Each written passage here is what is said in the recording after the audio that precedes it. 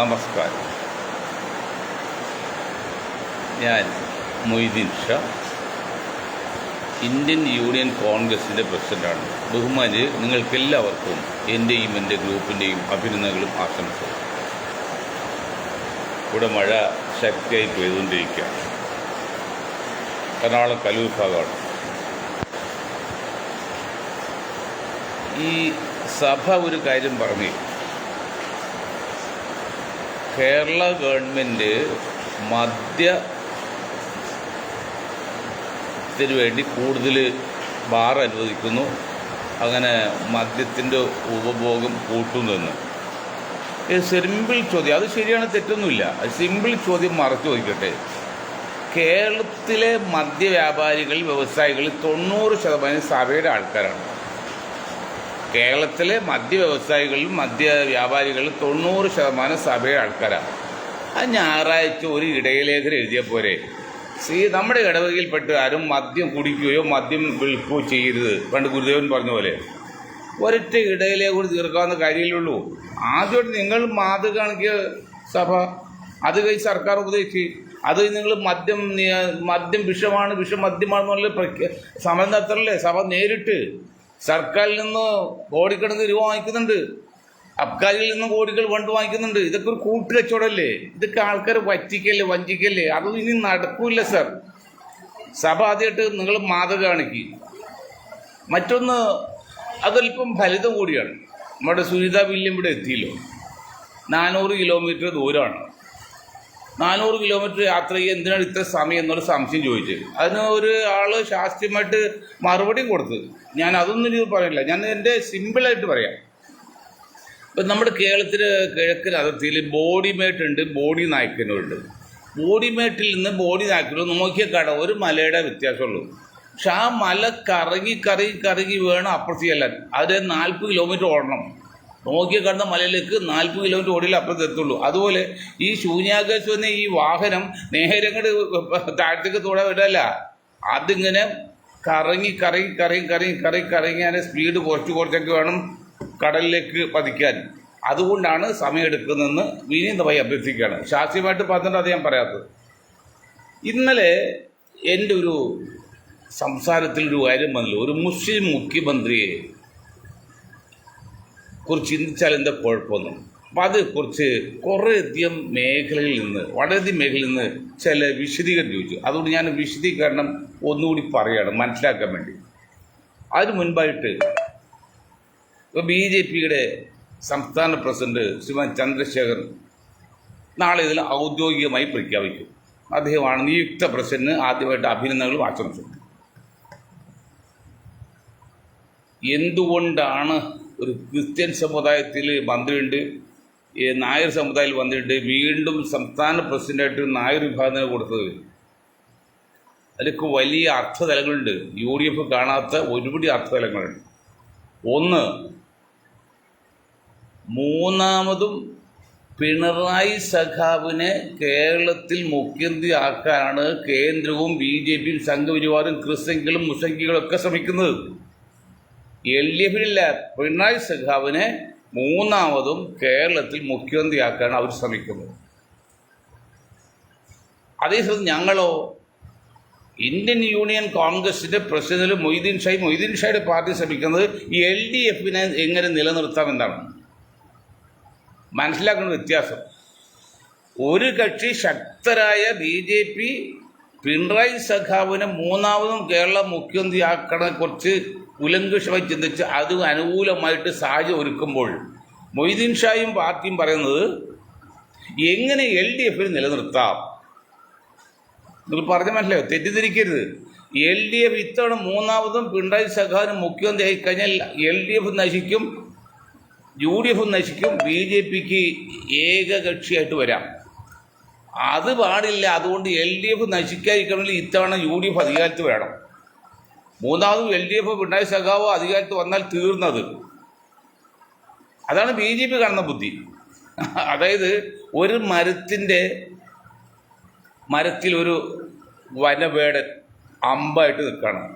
മുകളിൽ കഴുകുണ്ട്, താഴെ ഒരു പുലിയുണ്ട്. അപ്പോൾ മുകളിലിരിക്കുന്ന പിന്നെ പിന്നെ കരടി പറയാണ്, ഇങ്ങനെ തോണ്ടിക്കൊണ്ട് നാളെ തോണ്ടിക്കൊണ്ട് ചൂണ്ടിക്കാണിക്കട്ടെ അടിയിൽ ആ പുലിന്ന്. അപ്പോൾ അടിയിൽ ഇരിക്കുന്ന പുലിയെ വെടി വയ്ക്കാനാണ്, അമ്പ എഴുതാനാണ് ഇയാൾ ഉദ്ദേശിക്കുന്നത്. ഈ പിന്നെ ആ മൃഗം ഉദ്ദേശിക്കുന്നത്. ആ സമയത്ത് എന്ത് ചെയ്യാൻ പറ്റും? ഇയാൾ പിടിച്ച് തിന്നാം, കരടിക്ക് ഇയാൾ തിന്നാം, തലക്ക് മുകളിൽ ഇരിക്കല്ലേ. പക്ഷെ അയാൾ ബുദ്ധിമാൻ, അയാൾ എന്ത് ചെയ്യുന്നറിയോ? ആദ്യം ഒരു കരടിയെ അമ്പ് ചെയ്ത് താഴെ ഇട്ടതിന് ശേഷമാണ് പുലിയെ അമ്പ് ചെയ്തത്. അതുപോലെ ഇപ്പോൾ ഈ പിണറായി സഖാവിനോട് കാണിക്കുന്ന ഈ സഹായം BJP സംബന്ധിച്ച് അവരെ കുഴിയിലിറക്കാൻ, അവരെ ഇല്ലാതാക്കാൻ വേണ്ടിയാണ്. അതിന് പിണറായി സഖാൻ അറിഞ്ഞിട്ട് കാര്യമില്ല. കാരണം അദ്ദേഹത്തിന് മാക്സിമം ഒരു ടൈം കൂടി, മാക്സിമം ഹയസ്റ്റ് പൊസിഷൻ ഇനി ഒരു ടൈം കൂടിയാണ് മാക്സിമം അത് ജീവിതത്തിലുള്ളൂ. അത് ചെയ്തിട്ടുണ്ടാവില്ല. അത് ചെയ്തെന്താ അവരുടേത്? അവർക്കെന്താ? അച്യുതാനന്ദ പോളിസി അല്ല നയനാർ, അച്യുതാനന്ദ അല്ല നയനാർ, പിന്നെ പിണറായി വിജയൻ. അത് ബിസിനസ് സാധനം വേറെയാണ്. അപ്പോൾ അതിൻ്റെ മുന്നോടിയായിട്ട് ഈഴവ വിഭാഗത്തിൽ പിണറായി സഖാവ് മൂന്നാമതും മുഖ്യമന്ത്രി ആകാനുള്ള ശ്രമം നടത്തുമ്പോൾ വെള്ളാപ്പള്ളിയും ഗ്രൂപ്പും ഈഴവ ഗ്രൂപ്പും SDP ഗ്രൂപ്പും ഇപ്പോഴേ തന്നെ അതിൻ്റെ 80% പിണറായി സഖാവിനാണ് വോട്ട് ചെയ്തിരിക്കുന്നത്. അത് LDFിനാണ്. അതിപ്പോൾ 90% LDFിനാകണം. അപ്പോൾ BJPക്ക് തൽക്കാലം ഈഴവൻ്റെ വോട്ട് വേണ്ട. ഈഴവൻ്റെ വോട്ട് വേണ്ടത് മാത്രമല്ല, ആ വോട്ടൊന്നും പാഴായി പോകരുത്. അത് മുഴുവൻ LDF തന്നെ വീഴണം. മനസ്സിലായില്ലേ? അതിന് പുറമെയാണ് ക്രിസ്ത്യൻകികളും നമുക്ക് കൊണ്ടുപോയിട്ട് ക്രിസ്ത്യൻ സമുദായത്തിൽ കുറച്ച് വോട്ടും കൂടി BJPക്ക് പോകും. അപ്പോൾ ഒരു വോട്ട് ക്രിസ്ത്യൻ സമുദായത്തിൽ ഒരു വോട്ട് BJPക്ക് പോയാൽ, ഇനി UDFന് കിട്ടിക്കുന്ന ഒരു വോട്ട് BJPക്ക് പോയാൽ LDF വെച്ചാൽ അത് 2-3 അർത്ഥമുണ്ട്. വെറൊരു വോട്ടല്ല, അത് 2-3 ഗുണമുണ്ട്. അങ്ങനെ നിൽക്കുന്നതുകൊണ്ടാണ് തൽക്കാലം ഈഴവനായ ശോഭാ സുരേന്ദ്രനോ അല്ലെങ്കിൽ സുരേന്ദ്രനോ അല്ലെങ്കിൽ മുരളീധരനോ ഒന്നും ആക്കാതെ ഒരു നായർ തറവാട്ടുകാർ വെച്ചത്. അപ്പോൾ ഇത്താണ് അവർ ഈഴവന് വോട്ടല്ല പ്രതീക്ഷിച്ചത്. BJP ഇത്തവണ ഭരണമല്ല പ്രതീക്ഷിച്ചത്. പിന്നെന്താണ് പ്രതീക്ഷിച്ച്? പിണറായിയെ 3ാമത് അധികാരത്തിൽ കയറ്റാന്നുള്ള. അവരങ്ങനെ ചെയ്യുമ്പോഴാണ് ഞങ്ങൾ ഇങ്ങനെ പറഞ്ഞു, മറുവശം പറഞ്ഞു. അപ്പോൾ ഏതാണ്ട് 25% വരുന്ന ഈഴവ വിഭാഗത്തിൽ നിലവിലുള്ള പിണറായി സഖാവ് വന്നുകൊണ്ട് 80% പേര് വോട്ട് കൊടുത്തു കഴിഞ്ഞ പ്രാവശ്യം. അതിനു മുമ്പ് 70-75 ഉള്ളൂ. അത് ഇപ്പോൾ വീണ്ടും 3ാമത് കിട്ടുന്നതുകൊണ്ട് 90% LDFിൽ വീഴും. ബാക്കി 10% വോട്ടാണുള്ളൂ. അതാണ് ബാക്കി BJPക്കും കോൺഗ്രസിനും കിട്ടുന്നത്. അപ്പം നിസ്സാര വോട്ടേ കിട്ടുള്ളൂ. ഈഴവ വിഭാഗത്തിൽ നിന്ന് കേരളത്തിൽ UDFിൽ കിട്ടാവുന്ന വോട്ട് വളരെ ചുരുക്കമാണ്, വളരെ ചെറുതാണ്. BJPക്ക് വളരെ ചുരുക്കമാണ്. അവരെത്ര പ്രതീക്ഷയുള്ളൂ. അവർ ഇത്ര ഭരണമല്ല പ്രതീക്ഷിക്കുന്നത്. അപ്പോൾ 25% വരുന്ന ഈഴവ വിഭാഗത്തിൽ നിന്ന് 90% വോട്ട് കിട്ടിയാൽ അത് എത്ര ശതമാനം വോട്ടാണ്? 22.5% വോട്ടാണ് ടോട്ടൽ വരുന്നത്. 40% മുസ്ലിങ്ങളുള്ള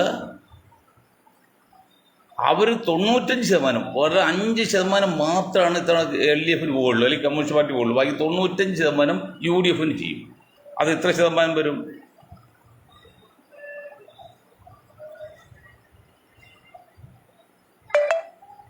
38% വരും. 38.5% വരും.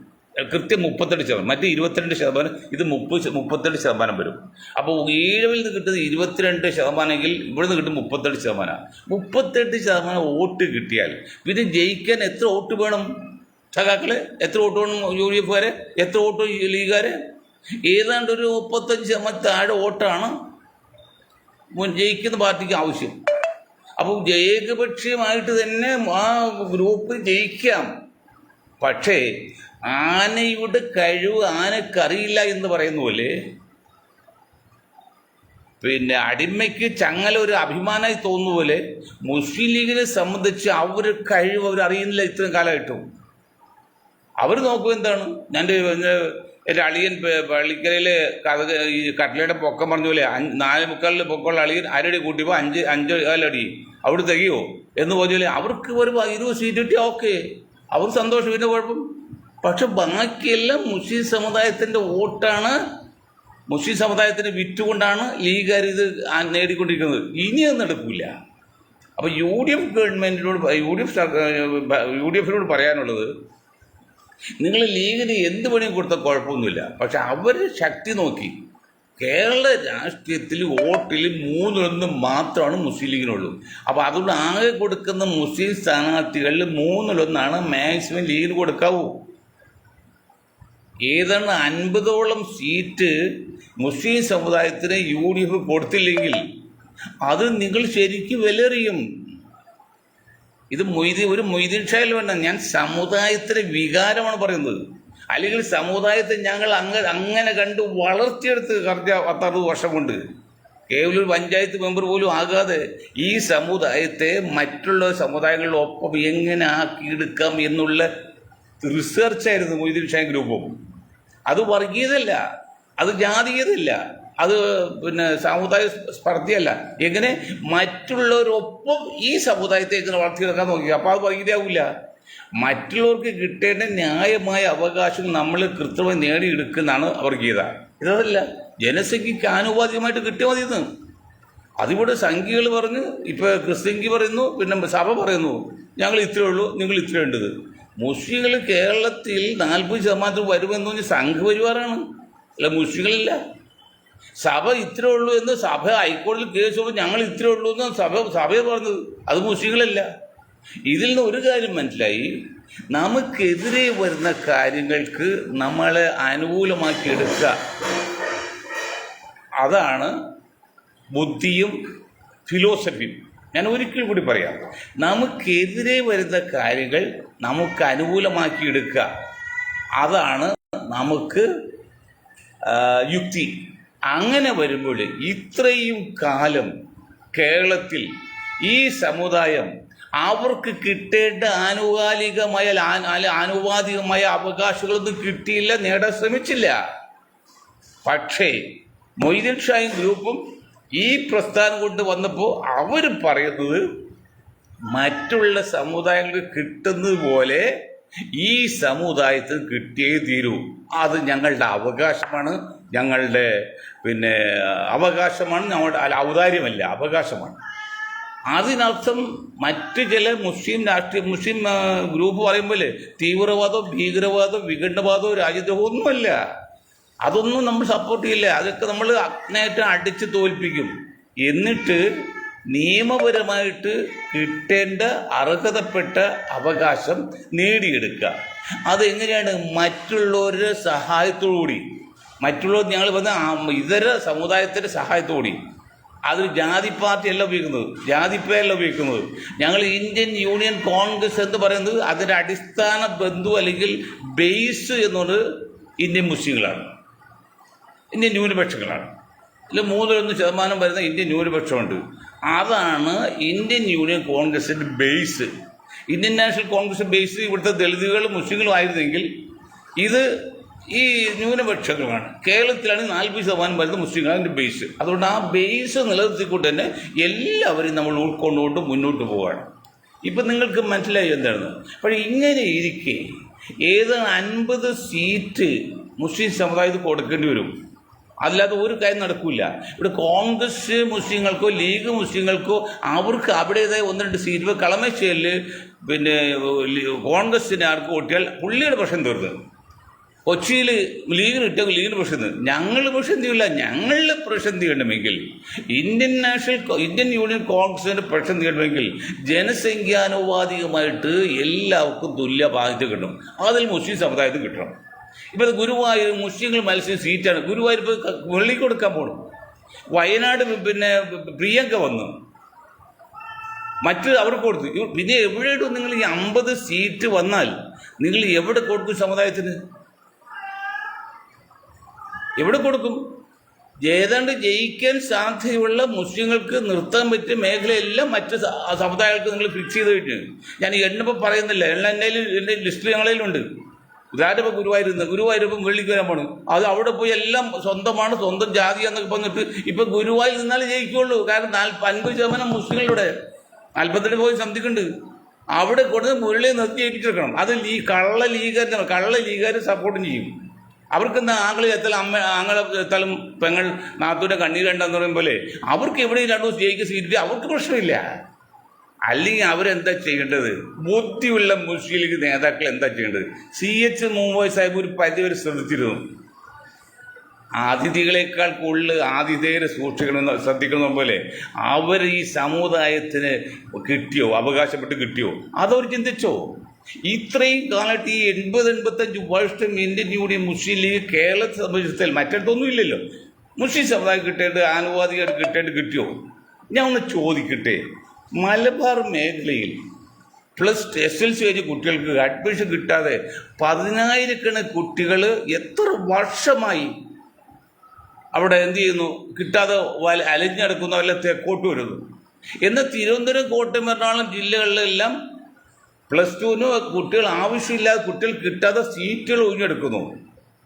അങ്ങനെ കെടുക്കുമ്പോൾ കേരളത്തിൽ 67% മുഖ്യമന്ത്രി ഉൾപ്പെടെ ഭരിച്ച ഈ മുസ്ലിം ലീഗ് എന്ത് ഈ ഇത്രയും കാലമായിട്ട് അത് പരിഹാരം കാണാത്തത്?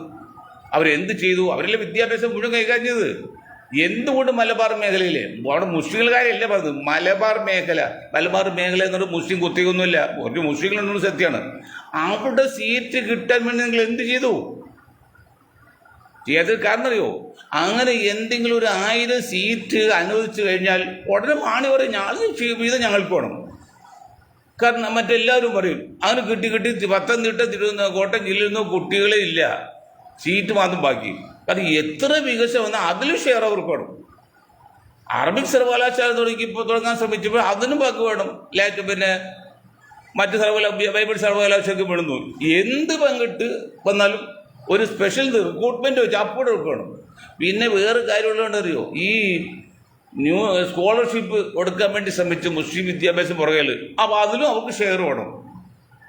എന്തൊരു തീവെട്ടികളെ അനീതിയാണ് നടത്തുന്നത്. ഇത് ചോദിക്കാൻ ഒരൊറ്റ മുസ്ലിം നേതാക്കൾ ഇന്ത്യയിലുണ്ടോ, കേരളത്തിലുണ്ടോ? ഒന്നുകിൽ കുറുപ്പം നെഞ്ചത്ത്, അല്ലെങ്കിൽ കളരിക്ക് പുറത്ത്, ഒന്നുകിൽ കുറെ PDP മറ്റേ തീവ്രവാദം വരും. അത് നേടുവോ? ഒരു പ്രസ്ഥാനത്തെയോ ഒരു രാജ്യത്തെയോ ഒരു സംഘടനയെ തർക്കാൻ തീവ്രവാദികളാണെന്ന് പറഞ്ഞാൽ മതി, തന്നെ തകർന്നു നോക്കണം. അങ്ങനെ തീവ്രവാദം എടുത്തിടും. അപ്പം പിന്നെ നടക്കൂലല്ലോ. അല്ലെങ്കിൽ എന്താണ്, മൗനം പിടിയായിട്ടിരിക്കും. ഞങ്ങളൊന്നും ബാധിക്കുന്നില്ല. അത് നമ്മളതല്ല. കുറുപ്പൻ്റെ നെഞ്ചത്ത് കൊള്ളാതെ പിന്നെ കളരിക്ക് പുറത്ത് വീഴാതെ അകത്ത് വീഴ്ത്തണം, കളരിക്കകത്ത് വീഴ്ത്തണം. അതെങ്ങനെയാണ്?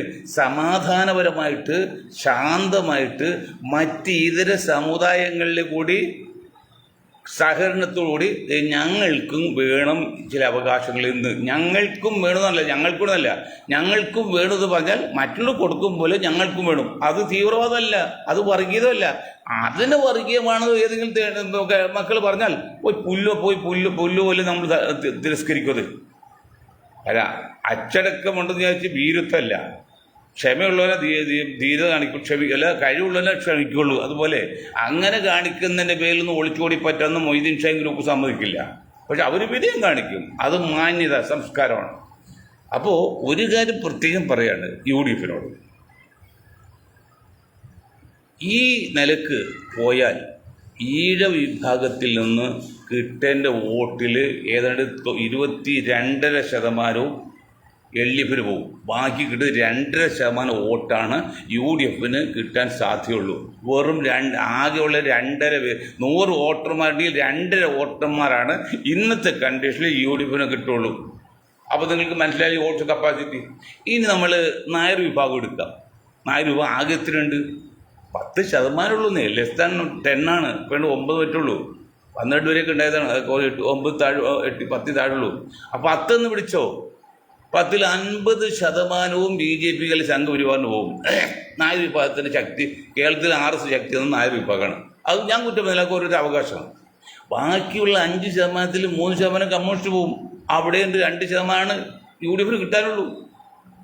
മനസ്സിലാക്കണം. പിന്നെ ദളിതിൻ്റെ അറിയാം. ദളിത് നല്ല 60-70% വോട്ടും LDF-നാണ്. 30% വോട്ടേ ഉള്ളൂ. എന്നാൽ ഈഴവരെക്കാൾ ഭേദമാണെന്ന് പറഞ്ഞു കോൺഗ്രസ്. പിന്നെ തീവ്ര സഭാംഗങ്ങളുള്ളവർക്ക് അതൊക്കെ വളരെ കുറച്ചുള്ളൂ, നല്ലതുള്ളൂ. അപ്പോൾ അതുകൊണ്ട് എന്താ ചെയ്യേണ്ടത്? നിങ്ങൾ നിങ്ങൾ സ്വീകരിക്കൽ, നിങ്ങൾ അംഗീകരിക്കുന്ന അറിയാം. പക്ഷെ ഞങ്ങൾ പറഞ്ഞ് LDF-നെ നിലനിർത്താനാണ് ഞങ്ങൾ ശ്രമിക്കുന്നത്. പിണറായി അധികാരത്തിൽ കയറാണ് BJP ശ്രമിക്കുന്നത്. ഞങ്ങൾ പറഞ്ഞ് നിങ്ങൾക്ക് ഏതാണ്ട് മനസ്സിലായി കാണും. അതിനർത്ഥം LDF-നെ അധികാരത്തിൽ കയറ്റുന്നില്ല. LDF എന്ന പ്രസ്ഥാനം നിലനിൽക്കണം. അത് രാജ്യത്തിന് ആവശ്യമാണ്. പക്ഷെ ഇത്തവണ പിണറായി സഖാവിനെ അധികാരത്തിൽ കയറ്റിക്കഴിഞ്ഞാൽ പിന്നെ എന്ത് ചെയ്യും? LDF എന്നുള്ള പ്രസ്ഥാനം നശിച്ചു. ത്രിപുരയിലും പശ്ചിമ ബംഗാളിലും പോയതുപോലെ ഇല്ലാതെയാവും. ത്രിപുരയിൽ ഉണ്ടായതല്ലേ, ഏകപക്ഷമായിട്ട് ഉണ്ടായതില്ലേ ത്രിപുരയിൽ, പശ്ചിമ ബംഗാൾ ഉണ്ടായതില്ലേ? അത് വേണം BJP അങ്ങനെ നശിപ്പിക്കാനാണ്. അത് കൂടുതൽ ഇത്തവണ ഭരണം കിട്ടിയില്ലെങ്കിൽ UDF തീരും. അപ്പോൾ എന്ത് ചെയ്യും? UDF തീരും, LDF തീരും. BJP ഇപ്പോൾ ചന്ദ്രശേഖരൻ പ്രസിഡന്റ് ആകുന്നത് പാർട്ടിയുടെ കാര്യമാണ്, നമ്മളത് കുറ്റപ്പെടുന്നില്ല.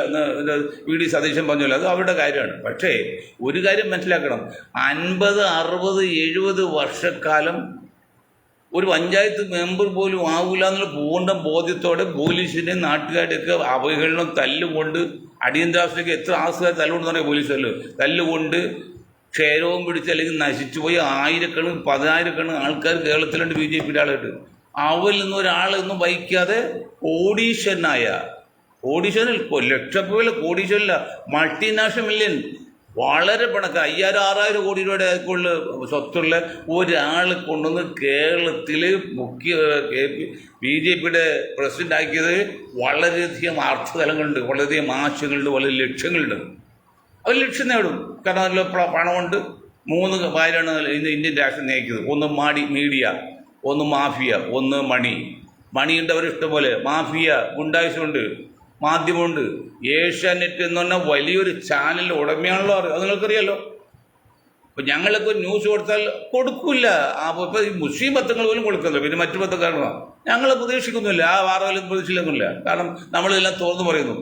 അത് സമയത്ത് ഏഷ്യാനെറ്റ് ഉണ്ടെങ്കിൽ ഒരു എന്ന് പറഞ്ഞാൽ ആക്കി പറയാൻ സാധിക്കും ചാനലില്ലേ. ഇപ്പം ഇന്നാൾ കണ്ടില്ല, 10, 15, 20 ആളുള്ള ഒരു പ്രകടനം നടത്തിയത്. അത് മനോരമയിൽ കളറിൽ കൊടുത്തേക്കാണ്. മനോരമയിൽ കളറിൽ ഒരു 4 കോളം ന്യൂസ്. അല്ല, ആശാ വർക്കർക്ക് വേണ്ടി എന്തൊരു സപ്പോർട്ട് ചെയ്ത വനിതാ സമ്മേളനം നടത്തുക. ഒരു 10, 15 പേരാണ് ജാതിയിലൊക്കെ ഉള്ളൂ. അത് 4 കോളം മനോരമയിൽ കൊടുത്തേക്കാം.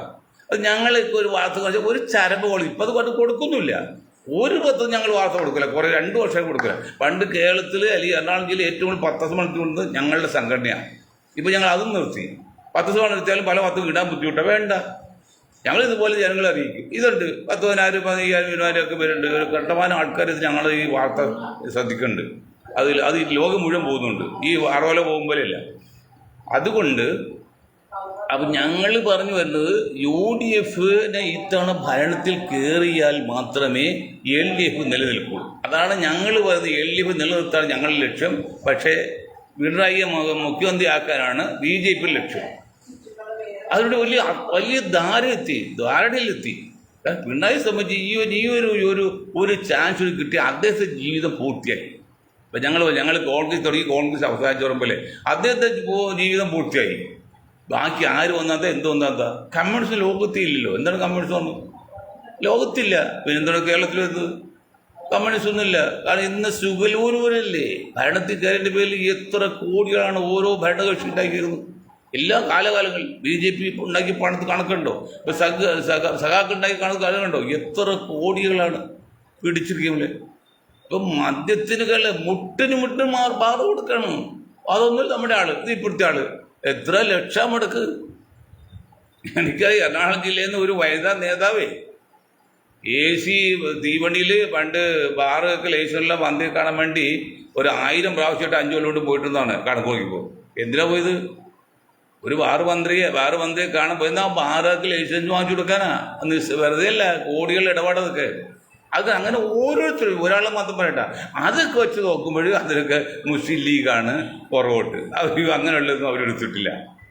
എനിക്ക് ആകെ എടുത്ത് എന്ന് പറയുന്നത് സൗത്തിൽ ഒരു ബിൽഡിങ്ങിന് സാങ്ഷൻ വാങ്ങിച്ച് 10-20 ലക്ഷമായിട്ട് എന്തോ കിട്ടി. അതിനാണ് ഈ ഇന്ത്യൻ യൂണിയൻ മുസ്ലിം ലീഗിൻ്റെ ഓഫീസ് ഈ എറണാകുളത്ത് വാങ്ങിച്ചിരിക്കുന്നത്. അതൊരു പൊട്ടക്കെട്ടിടം. അത് ആവാത്ത ചെയ്തുള്ളൂ. ഒന്നും ചെയ്തില്ല. 5-6 മന്ത്രി ഉണ്ടായിട്ട് അതും ബാക്കിയുള്ളവർക്ക് കണ്ട എത്ര കോടികളുണ്ടാക്കുന്ന ഒരു രാഷ്ട്രമുണ്ട്. ഇപ്പം ഇന്നും രാജകുമാരനെ പോലെ മുരളീധരൻ ഗുരുവായൂർ അമ്പലത്തിലേക്ക് ഒരാണ്ട് 5-8 പടയായിട്ട് രാജകുമാരനെ പോലെ സ്വർണ്ണ ഭസ്മല കഴിച്ച് ഈ എവിടെ നിന്ന് ഇതൊക്കെ പണം? കർണാടക എത്ര കോടി പണം ഉണ്ടായി? കാരണം എത്ര കോടീശ്വരായിട്ട് വന്നാണ്. ഒരു സാധാരണ ഒരു മാരാരായിട്ട് വന്നല്ലേ കർണാടക മാരാർ.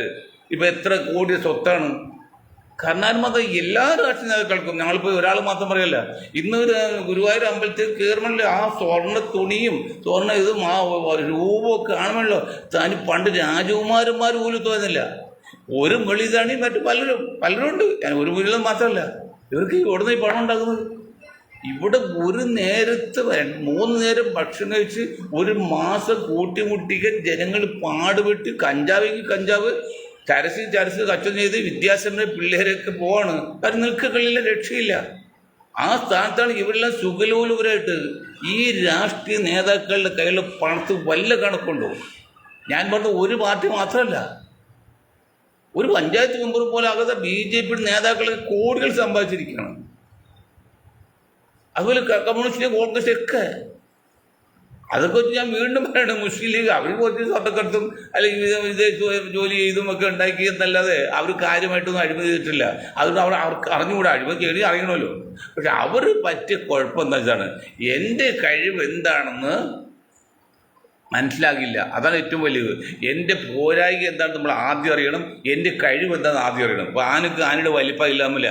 ഈ സമുദായം കേരളത്തിൽ ഇത്രയുണ്ടെന്നും അതിനൊരു ശക്തി ഉണ്ടെന്നും അതുകൊണ്ട് നമ്മൾ അവകാശങ്ങൾ ചോദിച്ചു വാങ്ങിൽ തെറ്റില്ല എന്നും അവർക്ക് മനസ്സിലായിട്ടില്ല. അതല്ലേ നിയമനുസരിച്ച് 20 MLA-മാരുണ്ടെങ്കിൽ 7 മന്ത്രിസ്ഥാനം കിട്ടും.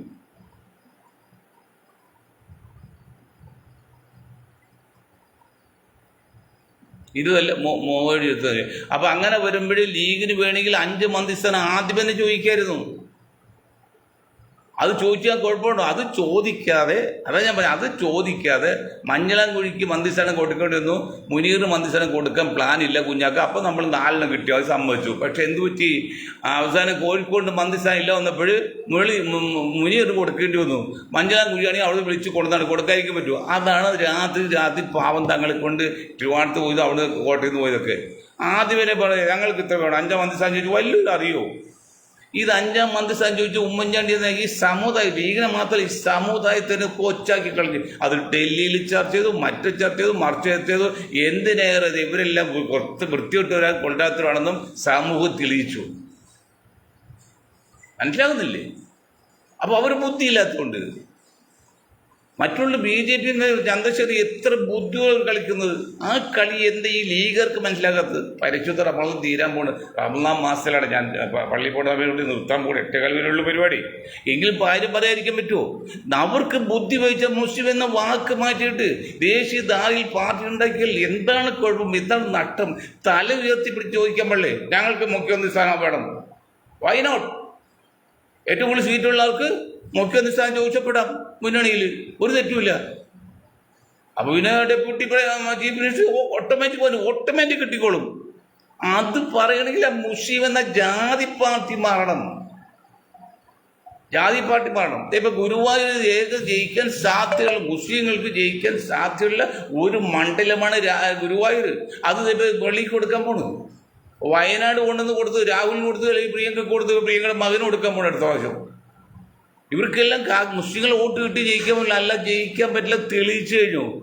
ഇനി ഞങ്ങളെ സംബന്ധിച്ച് അത് സമ്മതിക്കില്ല. ജനസംഖ്യക്ക് ആനുപാതികമായിട്ട് നമുക്ക് ഒരെണ്ണം കൂടുതൽ വേണ്ട, 1 ഇഞ്ച് കൂടുതൽ വേണ്ട. ഇപ്പോൾ CH മൂവായി മാത്രം കരുതുന്നുണ്ട്. ഞങ്ങൾക്ക് കിട്ടേണ്ട 1 ഇഞ്ച് പോലും കൊടുക്കൂല, ഞങ്ങൾക്ക് അർഹതയില്ലാത്ത 1 ഇഞ്ചിൽ ആവശ്യമില്ല എന്ന് മുഹമ്മദ് വയസ്സായവൻ്റെ വാക്ക് ഞങ്ങൾ കടമെടുക്കാണ്. അത് ഒരു മനുഷ്യനായിരുന്നു. ചില വീഴ്ചകളൊക്കെ ഉണ്ട്, അത് പോട്ടെ.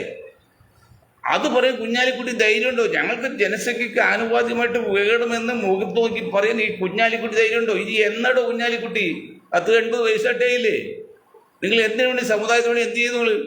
വേട്ടെ അബ്ദുൽ ഗഫൂർ ഉണ്ടല്ലോ, MES പ്രസിഡന്റ് ഗഫൂർ പറയുന്നുണ്ടോ? മെക്ക പറയും ഞങ്ങൾ 30 വർഷം പോയി പറഞ്ഞുകൊണ്ട് ശേഷം മെക്ക ഇടയ്ക്കിടയ്ക്ക് പറയുന്നുണ്ട്. മെക്ക പറഞ്ഞൊരു കാര്യം ചെറിയ സാമക്കേസ് അങ്ങനെയല്ലേ? MES അതുപോലെയാണ്. MES പറയട്ടെ ഞങ്ങളുടെ സാമുദായികമായിട്ട് ജനസംഖ്യ അനുമതി MLA MP വേണമെന്ന് MES ഗഫൂർ ഒരിക്കലെങ്കിലും അങ്ങനെ ചിന്ത വന്നിട്ടുണ്ടോ? MES കുറിച്ചൊന്നും. ഏത് സമുദായത്തിനും പേരും പറഞ്ഞ് എന്തെങ്കിലും കിട്ടുന്ന അക്കപ്പിച്ച് വാങ്ങിച്ചു റാമുള്ളിൽ നിൽക്കുക, ചാനൽ ചർച്ചയ്ക്ക് പോകുന്നത് എന്തടോ നിങ്ങൾ ഈ സമുദായത്തിരിക്കുന്നത്? പറയാതിരിക്കാൻ പറ്റില്ല. ഞങ്ങൾ ഇതൊക്കെ എല്ലാം കീറി മുറിച്ച് പറയും, സമൂഹത്തിന് മുമ്പിൽ കൊണ്ടുവരും. എന്താണെന്ന് ആരെയും തോൽപ്പിക്കാനില്ല. ഗുരുദേവൻ പറഞ്ഞില്ലേ, ആരെയും തോൽപ്പിക്കാനുമില്ല, ആർക്കും ജയിക്കാനുമില്ല. ന്യായം സത്യം അറിയാൻ വേണ്ടിയാണ്. മുസ്ലിം ലീഗ് എന്തെങ്കിലും ആവശ്യപ്പെട്ടിട്ടുണ്ട് ഞങ്ങൾ ജനസംഖ്യ ആനുപാതികമായിട്ട് അത് നിങ്ങൾ ചിന്തിക്കാത്ത എന്താണ്? അത് ചിന്തിക്കണമെങ്കിൽ നിങ്ങൾ അംബേദ്കറിന്റെ കുറെ പുസ്തകം വായിക്കണം. ഖുർആനും ഹദീസും പഠിച്ചോ നല്ലതാണ്, ഒരു തെറ്റുമില്ല. ഹദീസ് പറയുന്നുണ്ടല്ലോ, ഖുർആൻ പറയുന്നുണ്ടല്ലോ. നിങ്ങൾ എന്തോ ചോദിക്കാത്തത്? അപ്പൊ നിങ്ങൾക്ക് എന്തെങ്കിലും 10 20 സീറ്റ് കിട്ടിയാൽ നിങ്ങൾ ക്ലിയറായി. നിങ്ങൾക്ക് 4 മന്ത്രിസ്ഥാനം 5 മന്ത്രിസ്ഥാനം കിട്ടിയാൽ നിങ്ങൾ ക്ലിയറായി. 5 മന്ത്രിസ്ഥാനം അർഹത നിങ്ങൾക്ക് എന്ത് അർഹതയാണ് മുസ്ലിം ലീഗിന്? ആകെ ജനസംഖ്യയിൽ 3 ഉള്ളൂ ലീഗുകാർ കേരളത്തിൽ. അല്ലെങ്കിൽ അല്ലെന്ന് തെളിയിക്കട്ടെ, കോൺഗ്രസ്സുകാർ പറയട്ടെ അല്ലെന്ന്. അവർ 90% വെച്ചോ, ഞങ്ങൾ മിണ്ടില്ല. ഒരു ജനസംഖ്യക്ക് ആനുപാതികമായിട്ടാണ് ഈ മുസ്ലിം ലീഗിന് ആകെയുള്ള ജനസംഖ്യയിൽ 1/3 ഈ 1/3 ജനസംഖ്യയുള്ള ലീഗുകാർ മുഴുവൻ മുസ്ലിങ്ങളെ പണയപ്പെടുത്തിയാണ് ഈ ആനുകൂല്യം പറ്റിയിരിക്കുന്നത്. അത് ഇനി കൊടുക്കാൻ പറ്റില്ല എന്നാണ് ഞങ്ങൾ പറയുന്നത്. എന്ത് പറയുന്നത്? UDF നേതാക്കളോട് പറയുന്നത്, നിങ്ങൾ കൊടുത്തോ അവർക്ക് ആനുപാതികമായിട്ട്, ബാക്കി ഈ സമുദായത്തിൽ കൊടുക്കും. അങ്ങനെ വരുമ്പോൾ ഏതാണ്ട് 50 സീറ്റ് കേരളത്തിൽ അസംബ്ലിയിലേക്ക് മുസ്ലിങ്ങൾക്ക് കൊടുക്കണം. നിങ്ങൾ എവിടെ കൊടുക്കും? എവിടെ സീറ്റ് ഉണ്ട്? 50 പേര് നിങ്ങൾക്ക് കൊടുക്കാം. എവിടെ കൊടുക്കും? കൊടുത്ത മാത്രം ജയിപ്പിച്ചെടുക്കണമല്ലോ. അത് ഗുരുവായൂരില്ല, വയനാട്, അതിന് പാർലമെന്റിലെ അതില്ല. ഇപ്പൊ കൊല്ലത്തൊരു ജില്ല എടുത്തിട്ടുണ്ട്. അതെല്ലാം ഓരോരുത്തർ കൊടുക്കണം. പിന്നെ എവിടെ കൊടുക്കണോ? 50 സീറ്റ് ആദ്യമായിട്ട് മുസ്ലിം സമുദായത്തിന് കൊടുക്കാനുള്ള സീറ്റ് 50 സീറ്റ് ആകെ മാറ്റി വയ്ക്കണം. മാറ്റി വച്ചാൽ മാത്രമേ നിങ്ങൾക്ക് കേരളത്തിൽ അധികാരത്തിൽ വരാൻ പറ്റൂ. നിങ്ങൾ അധികാരത്തിൽ വരുത്തും, ഒരു സംശയമില്ല കാര്യത്തിൽ. 50 സീറ്റുകൾ മുസ്ലിങ്ങൾക്ക് മാറ്റി വെച്ചോ, ബാക്കി ആരൊക്കെ എതിർത്തോട്ടെ. ഞാൻ കണക്കില്ല. 38% വോട്ട് കിട്ടും നിങ്ങൾക്ക്. ഇവിടെ 33-34% വോട്ട് കിട്ടി ഭരണത്തിൽ കയറാം. അല്ലോ 35, 37, 70, 15, 70, 90 വോട്ടൊന്നും ഇല്ല. ആകെ ഇവിടെ വോട്ട് ചെയ്യുന്നതിനാണ് 70% ഉള്ളൂ. അപ്പൊ ഏതാണ്ട് 30, 60 ഈ 15, 75, 32% വോട്ട് കിട്ടിയാൽ ഇവിടെ ഭരിക്കാം. ഇത് കുഞ്ഞാക്കൊക്കെ അറിയില്ല, പാവം മുസ്ലിം സമുദായത്തിനറിയില്ല. പക്ഷെ ഇതൊക്കെ അറിയുന്ന കുറെ പേര് കേരളത്തിൽ മുസ്ലിം സമുദായത്തിലുണ്ട്. മുസ്ലിം സമുദായത്തിൽ വെളിയിലുള്ള മാന്യന്മാരുണ്ട്, നല്ല മനുഷ്യസ്നേഹികളുണ്ട്, നല്ല മതസ്നേഹികളുണ്ട്. അവരെല്ലാം പറഞ്ഞുതരും നിങ്ങൾക്ക് ഇങ്ങനെ അവകാശപ്പെടാം, ഒരു കുഴപ്പമില്ലെന്ന്. മുസ്ലിങ്ങളുടെ ആരും മത്തല്ല. ആ മുസ്ലിം സുഹൃത്തുക്കൾ മാന്യന്മാരോട് തുല്യ നീതിക്ക് വേണ്ടി പ്രവർത്തിക്കുന്ന ഒരുപാട് അമുസ്ലിം സുഹൃത്തുക്കൾ, അതിൽ ക്രിസ്ത്യാനിയുണ്ട്, ഹിന്ദുവുണ്ട്, നായരൊക്കെ ഉണ്ട്. അവർ ഉൾപ്പെടെ ടീമാണ് ഞങ്ങളുടെ. അല്ല, ഞങ്ങൾ മുസ്ലിങ്ങളെ മാത്രമല്ല, ഈ ടീം. അവർ പറയും നിങ്ങൾക്ക് അവകാശം നിങ്ങൾ നേടിയെടുത്തോ. അങ്ങനെ വരുമ്പോൾ 38% വോട്ട് കേരളത്തിൽ മുസ്ലിങ്ങൾക്ക് കിട്ടും UDFന്. ഇത് BJPയുടെ സംഘപരിവാറിന്റെ സംഘീരം അല്ലെങ്കിൽ കാസയുടെ ഒന്നും തട്ടിപ്പല്ല. ഇതൊക്കെ ശാസ്ത്രീയമാണ്, അരിത്തമെറ്റിക്കാണ്. അതുകൊണ്ട് ഇതുപോലെ സന്ദർഭത്തിൽ ഉരുട്ട് കളിക്കാതെ കോൺഗ്രസ് നേതൃത്വം മാന്യമായിട്ട് തല ഉയർത്തിപ്പിടിച്ച് ഈ സമുദായത്തിൽ കിട്ടേണ്ട 50 സീറ്റ് അങ്ങോട്ട് മാറ്റി ആദ്യമായിട്ട് വഹിക്കണം. നിങ്ങൾക്ക് ഇഷ്ടമുള്ളവർ കൊടുക്കും. ഞങ്ങൾ ഒരാളെയും പേര് നിർദ്ദേശിക്കില്ല. ഞങ്ങൾക്ക് ആരോടും പ്രത്യേക താല്പര്യമില്ല. ഏത് മുസ്ലിമും ഞങ്ങൾ താല്പര്യമില്ല. കാരണം ഞങ്ങൾക്ക് നേരിട്ട് ഫലം കിട്ടുന്നില്ല. പക്ഷെ സമുദായത്തിൽ വേണം. ഞങ്ങളെ വന്ന് ആ സമുദായ സ്നേഹികൾ പറയാണ്, ഞങ്ങൾ പോയി പറയുന്നത് മാത്രമേ ഉള്ളൂ. ഇക്കാര്യം ഒന്നുകൂടി ശ്രദ്ധിക്കണമെന്ന് പറഞ്ഞുകൊണ്ട് ഞാൻ എൻ്റെ വാക്കുകൾ നിർത്താൻ നിങ്ങൾക്ക് ഒരായി നന്ദി. ജയ് ഹിന്ദ്.